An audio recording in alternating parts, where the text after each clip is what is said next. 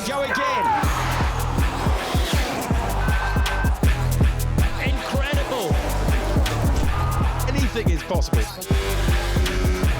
And the crowd absolutely love it.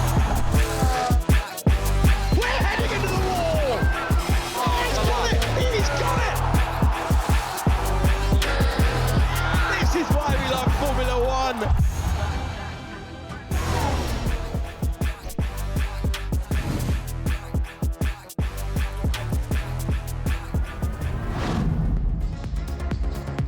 Good evening, hello and welcome. This is round 5 of the 2025 Formula One season. It sees the paddock land at the Jeddah Corniche circuit, and a thrilling test of pure speed, physicality and fearlessness awaits us at the fastest street circuit on the planet. McLaren seem to be in cruise control, but can any of the rest of the big three fight back? Under the lights here. Welcome along to weekend warm-up at the Saudi Arabian Grand Prix. And joining me for this weekend, we have Alex Brundle back. Alex, great to see you. Your first time ever at this racetrack in this country. Yeah, what an incredible place. Great to be here. And it's just such a quick racetrack, isn't it?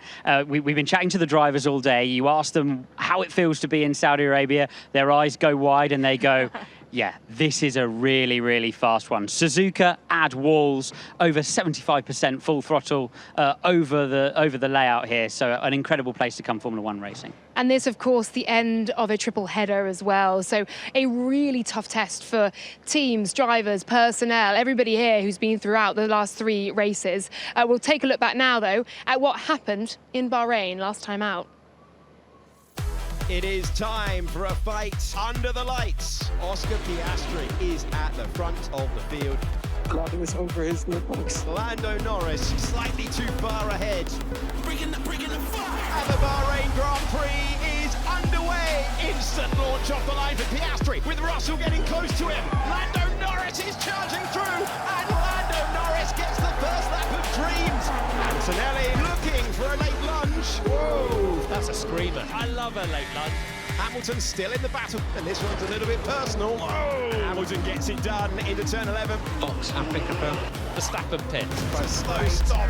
The light stays red. Red Bull not having a happy time. This is ridiculous. Oh my word, Yuki Tsunoda oversteering into Carlos Sainz.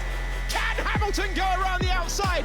Lando trying to retake the position away. He gets it back. Brilliant racing on the restart. And Charles Leclerc checks the mirror. There's not a lot of room, but Lando does it the long way round.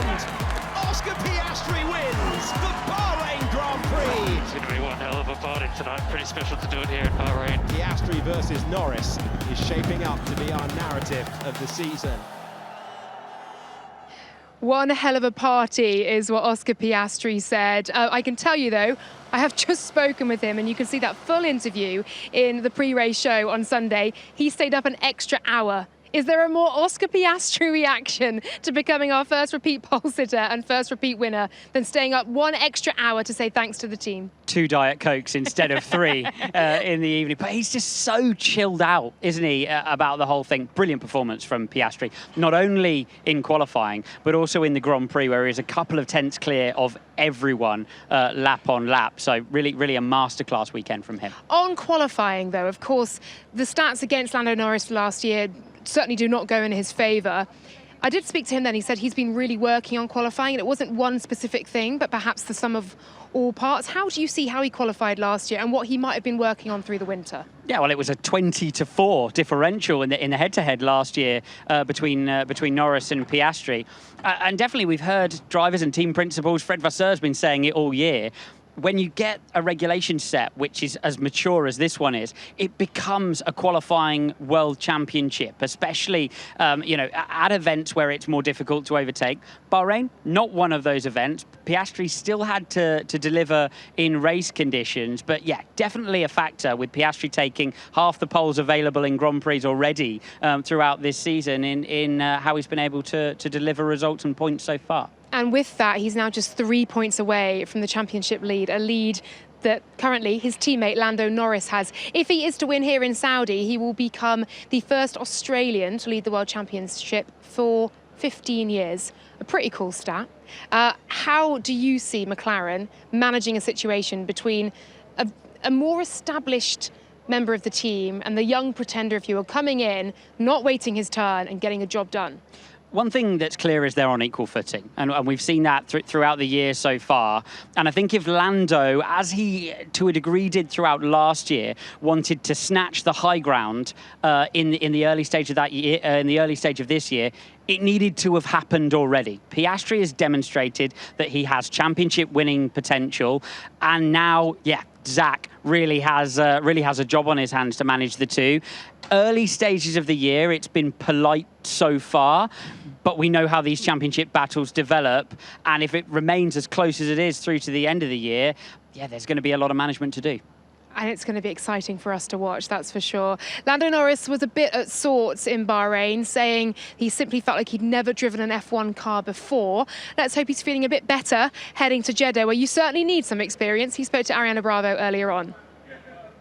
It's clear that there are things that have changed and changed since last year when I was feeling very comfortable. And that's not allowing me to do as good of a job this year. It's not like I've been doing a bad job, but I'm definitely not able to be at the level that I should be and know I can be and want to be. So we're working hard to address them, and I've worked hard to try and understand them myself. And this is a circuit that, of course, lots of drivers talk about the need for confidence because of the nature of it. How confident are you feeling for this weekend, and where do you think you'll be? Are you aiming for the podium, for the win? You're looking at me like... Yeah, I'll just see as the weekend progresses. I mean, there are things that I'm, of course, going to come into this weekend and try and do differently and learn about. Have a different approach to things, because I'm being forced in a way, not being forced by anyone, but in order to perform better, I'm being forced to drive in a different way, in a different manner, and that I'm not used to, and that is not normal for me at all. So nothing's a guarantee. It's not like I'm going to go out and things are going to click into place and I'm going to feel wonderful all of a sudden. But I think I just have a better understanding of things. Hopefully that gives me more confidence altogether. But I have confidence in us as in a team, in kind of trying to get the most out of the car. That certainly seems a brighter, more relaxed Lando Norris. But I think, Alex, I'm interested in the dynamic between the two of them, but also in their mental mindsets, their mental states, and how they approach the highs and lows. We hear Lando Norris time and time again be so critical of himself. Does he use that as a way to galvanise himself, to motivate himself to be better? Is it a way to deflect from any criticism from the outside? I think that Lando shares a lot. And you hear him talk there about how much he's sharing. Honesty about your own performance is almost a calling card of great sports people. So I think it's something that, it's important that he doesn't lose. What he has to make sure he doesn't do is leave an open door for the opposition into his mind, either throughout the weekend, delivering his performances, or indeed within the team. Because if you start walking around inside the team saying, guys, I'm having to adjust my driving style, I'm not the horse you need to be backing here, then it leaves the team an option to go, okay then, we'll back the other guy.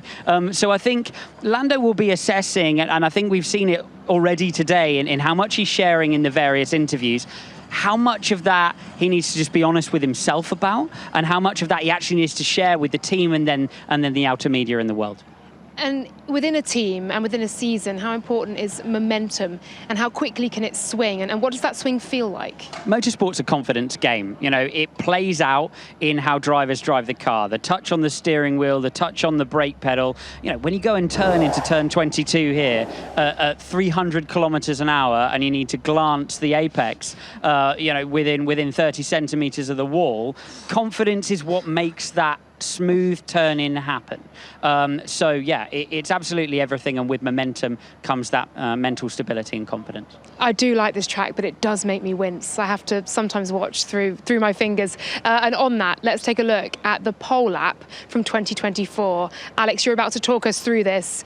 Max Verstappen clinched it. Here we go. Yeah, it was a monster pole lap, wasn't it, for Max Verstappen after the lap that never was in 2022. Slowest corner on the racetrack, turn 2, 85 kilometers per hour, apex speed, and then you're blasting out through 3 and down towards this early snaking section. Turn 4 is a medium speed corner. Then Max Verstappen flat out all the way through to turn 8, reaching 260 kilometers an hour or over. It's a lift in 9, it's a lift in 10, and there's a really nasty curve which forms the apex of 11. Plenty of drivers have been caught out there. 4th gear in the mid corner of turn 13, 160 miles an hour through the middle, and then it's the long run down towards turn 16, a critical corner because on the exit of it is a DRS detection point, really important for the passing in the race here. DRS heavily loaded to the back end of the circuit as they head down to the main high-speed challenge of the lap, over 200 miles an hour, 320 kilometers an hour.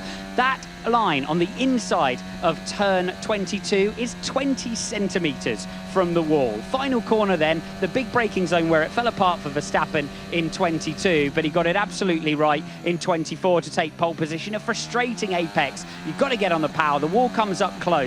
That was an absolutely stunning lap for Verstappen, much like the one we saw earlier on in the season in Suzuka. And if he can pull off something like that again this weekend, he's definitely going to be a contender for pole. Could this be another Verstappen driving masterclass to upset what looks like McLaren dominance in this phase of the season? Well, at high speed, a smooth surface here, it could well swing back towards Red Bull's favour. Thank you so much for that. I think what strikes me is the speed, so consistently above 300 kilometres an hour. The speed you see at this track is phenomenal. It's not just Formula One racing here this weekend either. F2 will be in action, and we have the second round of F1 Academy as well. Dorian Pan comes into this weekend leading the standings by just 5 points over Maya Verg and Alicia Pomorsky and Pan, both winners last time out in China. This will be an incredibly big challenge for both F2 and F1 Academy, won't it? Especially that reverse grid race. Just quickly expecting a bit of chaos on a track like this. Yeah, but it's great to prepare those drivers for where they're going to be going. F3, F2, you have the reverse grid sprint races. Overtaking always a factor. They're great cars to tow in as well, so they'll be side by side down into the big braking zones for sure in what's the early stage really of that F1 Academy Championship. I caught up with some of the drivers actually yesterday. There are a few of them in action at the Race for Women event that was organised by 4-time world champion Sebastian Vettel. So 150 participants here in Saudi Arabia took part in the Ladies' Cup. The top 20 were then invited to a 2-day karting masterclass with the 4-time world champ. It was a thoroughly inspiring afternoon. I absolutely loved being there. Here's a little taster for you.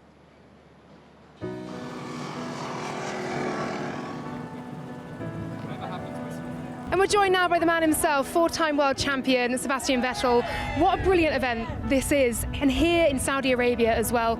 You know, I think it takes these examples at the very top, at the highest league in Formula One. So I hope one day we have a female driver in Formula One on the grid. But to get there, we need more girls to try. We need more girls to have the courage to speak up. And then it will become completely natural, and then it will be limitless. It will be young girls growing up and saying, I can be that too. Especially in Saudi, where we have, coming from the West, often so preconceived minds about how life is here and how difficult it might be as a woman. But then you speak to them, and they dream the same dreams, and they really appreciate the fact that it's opening up and they have more and more opportunities. Because ultimately it stands for so much more than just racing. So I think it's a privilege that I can be in this position and use that to have a positive impact on these girls and women. Maybe I'm okay in what I do. I do have a bit of experience. A little bit, yeah.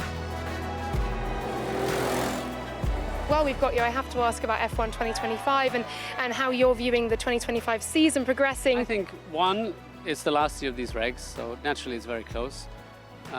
2, we're still very early. So we are, I know. Don't panic, there's a lot of races to come. So yeah, I'm surprised that, opinions change so quickly. But then again, I should know because I've been part of that as well. But I think it's exciting. It's exciting that we see. Of course, McLaren has a bit of an edge, and both of them at a very high level. But then it's exciting to see Max in the fight, even though the last race maybe was a bit down. But then George is very consistent in driving, superb this year so far. So these four, I think they're very close together and probably running for the championship. And maybe Ferrari's coming back. They were second in the constructors by only a little bit last year. Brakes didn't change much, so I think it's only a matter of time they will bounce back. I think we should sometimes dial back our expectations and just enjoy the fact that it's close and we don't have an answer to everything right now. Yeah, it's fantastic racing and brilliant to see you here, Seb. Thank you. Thanks so much.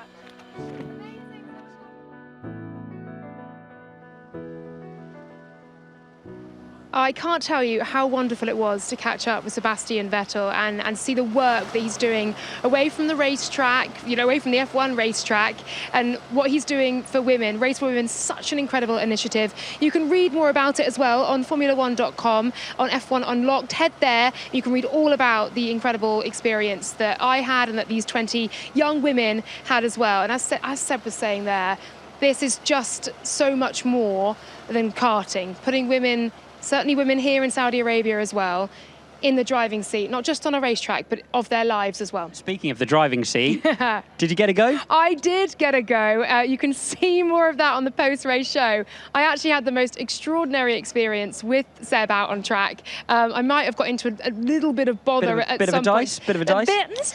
Yeah, I wasn't the cleanest laps. Let's put it that way. We'll move swiftly on. Do make sure you tune into the post-race show to see that one. But look, on Red Bull then, speaking of not the cleanest, it certainly wasn't the cleanest weekend for them in Bahrain.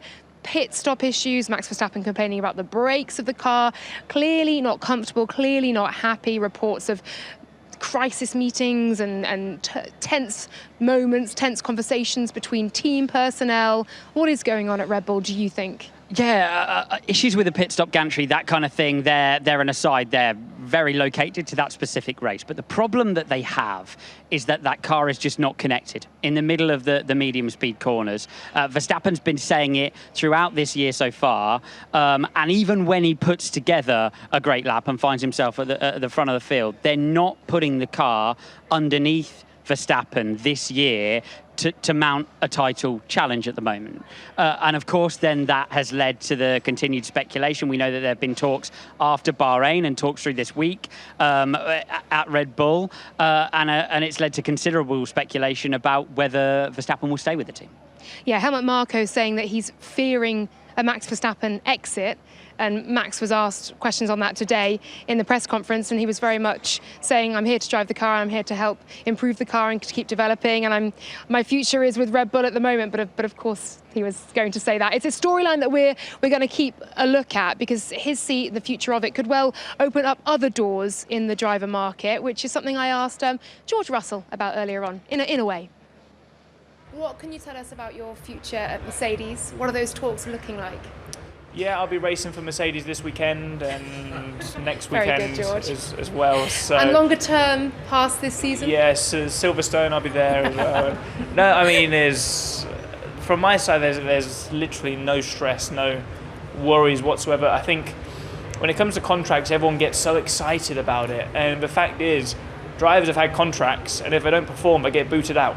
So, for drivers, performance is our currency. That's what we've got, and if you perform, everything's good. So I'm just excited to go racing this weekend, focus on performance, and the future sorts itself out. Some mentality, isn't it, from George Russell? Performance is currency, and if I do a good job and continue to do so for the team, and he's had a mighty strong start to this season, 3 podiums in 4 races, then the future will take care of itself. It sounds so simple. I'd imagine there's a fair bit more going on behind the scenes, though. Yeah, but as a driver, you leave that to other people, and he's exactly right there. He's doing everything he can do. I mean, drives like he put in Bahrain, where he's managing a variety, a myriad of car issues, understanding everything that the engineers are saying to him, dealing with that while simultaneously holding off world-class racing drivers in championship-leading cars behind him. What more can you do than that? to try to keep your seat at Mercedes. So he'll be entirely focused on just putting the performance on track this weekend.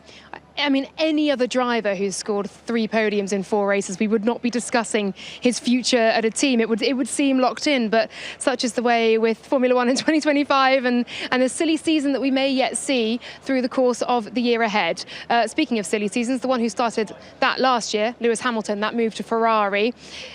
It seems Lewis may feel he has unlocked something within the car last weekend. Where do you see Ferrari's main thorn in their side? So he mentioned that he found something in his driving and how he's talking to the car between qualifying and the race appeared to go much better in Bahrain. They had that new floor as well, which seemed to bring general efficiency to the package. This is going to be an interesting proof for Lewis Hamilton, because the area where he's been suffering and the area where Ferrari have generally been suffering as well are in the high-speed corners with the attitude of the Ferrari and how it performs in the middle of those quick corners. So it'll be interesting to see how they go here. On paper, this is not a strong racetrack for Ferrari. They get on well and did get on well in Bahrain in the lower speed switchbacks. And so if they can get a result here, it'll really be proof that they've found some load and some performance from the new floor upgrade they bought last weekend. And you've actually backed Hamilton and Ferrari in your F1 fantasy, which I've been told that you have a third of the points that I currently have. You've left Sonoda in, and he's now an inactive V-carb driver because he's gone to Red Bull. You've said you'd play the game. I've got to log in. You've got to every log in. fortnight or so. Yes, yeah. No, I'll do that. Come on, this weekend at least. Play the game. I'll do that. While you're here holding me to account, I'll definitely do that. I like my Formula One reel. Look at this. I'm loving this. We've got the F1 fantasy standings on the screen. Come on. Winter Wonderland leading the way over Bazman Racing. Instant Palmer is up there. Scuderia Roots doing a good job on a debut season. Brundle's Burnout is struggling massively, it's got to be said. If you're gonna shame me, I'll start trying. You've got, now this is absolute sidebar of shame for you. He's got, I'll get him on it. Yeah, scan that QR code and start playing if you hadn't already. You may well beat Brundle. Who knows? Let's hear from Carlos Sainz. Carlos, Bahrain didn't obviously end how you would have liked, but you did say that you felt that points could have been on the table. So what did you take from the weekend as a whole and where the car's at? Honestly, mixed feelings. No, very happy with my pace and managing to do a step in my driving and my setup, you know, to try and be more competitive with the Williams car. At the same time, gutted that we didn't manage to capitalize on points. Looking back at it, maybe with a bit of time, obviously nothing different I could have done with Yuki losing the rear and hitting my car, but just maybe picking a bit better my fights. Unfortunately this year, I think with the Ferrari, the Mercedes and the Red Bulls, maybe I need to, if I'm ahead of them. Last year I was fighting them hard, but maybe this year I need to be a bit more realistic and let them go, especially on a track like Bahrain, where overtaking in the end is easy and they're going to pass you anyway. Other tracks, no, not so much. Maybe Suzuka or other tracks like Monaco, you definitely fight it out. But yeah, in tracks like Bahrain, maybe pick a bit better the fights and commit to make sure you're finishing the points. Yeah, fair enough. And looking ahead to this weekend, didn't race last year, so how are you feeling about getting back on this track? Very physically demanding and challenging, but are you excited to get out there? Yeah, definitely excited. I think it's going to be physical, demanding, hopefully not as physical as last year, where I remember having the worst time of my life in driving in FP1 and FP2. And just going to go for it, you know, enjoy it. It's a great racetrack for drivers. They've improved safety over the years, which was a main concern here, and looks like it's become a good racetrack. Great to hear from Carlos, and you can actually hear his former team boss through the course of the weekend. I've got a sit down with Fred Vasseur tomorrow. It should be good fun, as it always is. Joining us on weekend warm-up, staying nice and late at the track, is Paul Aaron, Alpine reserve driver. Paul, thank you so much for joining us. You must know this man's voice very well, obviously as the F2 commentator, and now you're here together in person. Yeah, I mean, I do know his voice well. To be fair, I watched back all the races from last year and Oof. even the previous years. So Has he ever been really rude about you? no, he's always been very nice to me. That was lucky. But I would have been nice about you here because you took a podium here, didn't you, in the sprint race last year? Give us a feel for this place, because from behind the steering wheel, it must come at you really, really quickly, this layout. It's funny because actually the race is just playing behind, so but that's the feature race.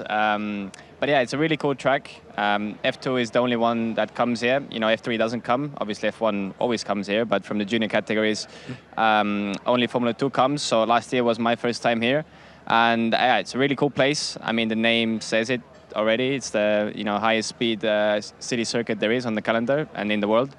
So yeah, getting up close to the walls at such a high speed is always pumping a lot of adrenaline, and as a driver there's a very big risk and reward factor here.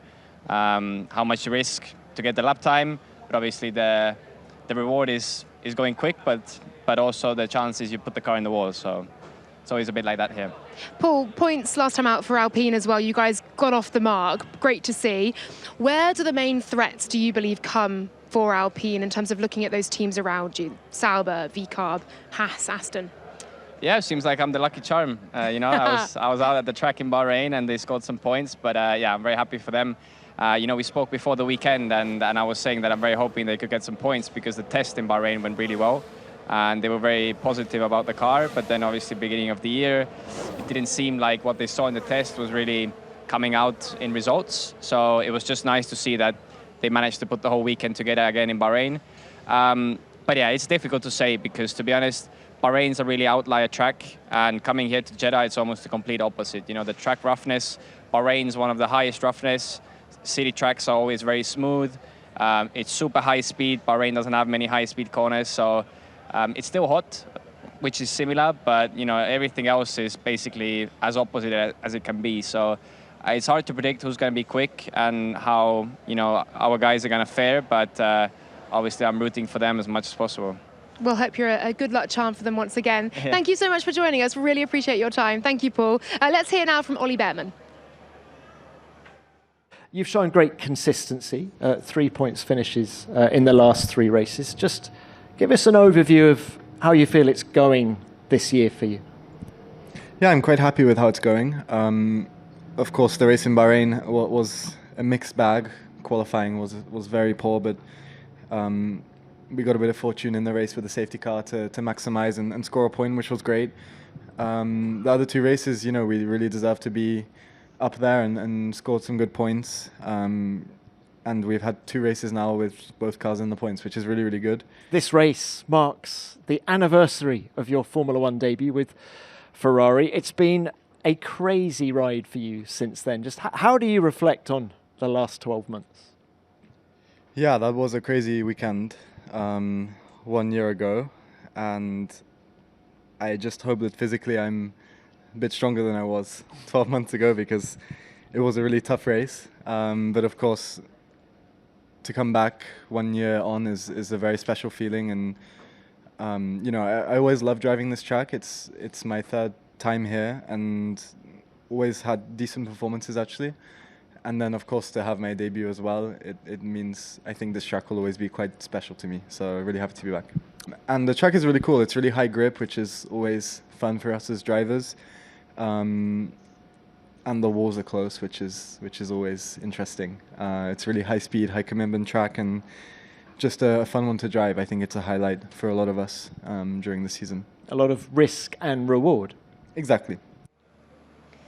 Risk versus reward is exactly it around this incredible racetrack. What a demanding layout, certainly on the neck of an F2 driver who, look, last time he got pole here in F2, was set for his F2 weekend and then suddenly plucked from F2 into Formula One, heading out earlier on for a little track cycle. I think Kimi Antonelli might be alongside him as well. The 2 rookies heading out, of course, 2 of 6 rookies if you count Liam Lawson on the grid this year, Alex. The battle of the rookies is quite a fascinating one to follow. Since we last saw you in China, a few things have changed. What have you made of their various performances so far? I think it's going to be an interesting one for the rookies. I mean, Antonelli obviously had a bit of an off weekend in Bahrain, but then when you look back in Japan, he both qualified and raced just behind George Russell.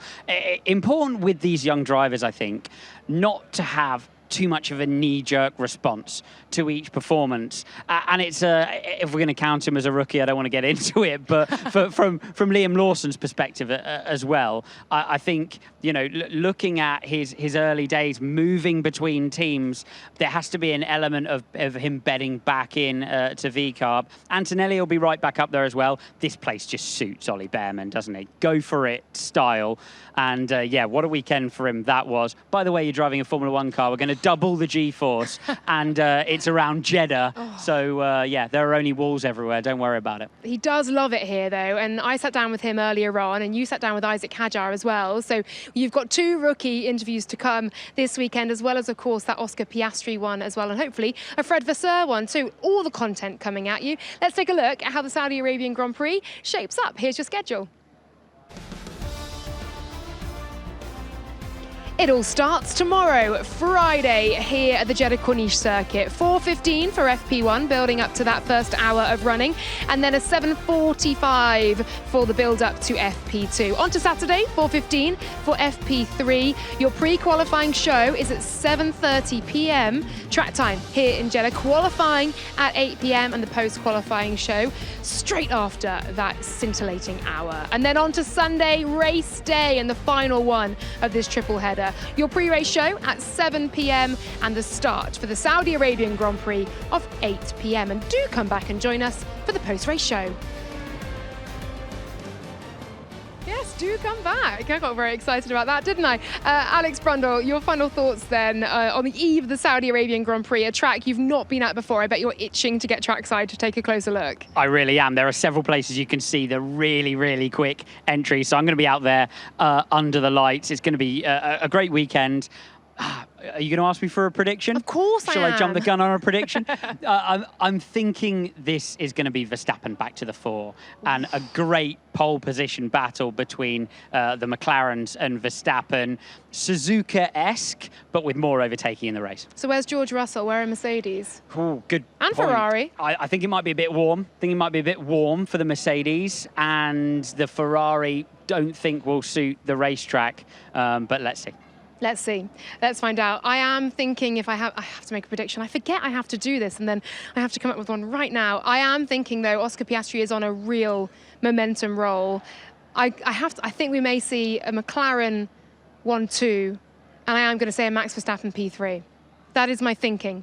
Let us know your predictions as well. Get involved in F1 Fantasy. You'll probably beat Alex Brundle here too. Thank you very much, Alex, for joining us. Thanks to all of you for watching. Do not miss a second of the Saudi Arabian Grand Prix here on F1 TV.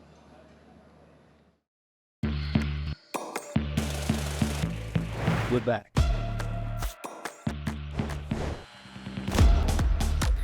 I can't do this, seriously. I would like to do the using ball. This is Formula One. Are you ready? Lights out.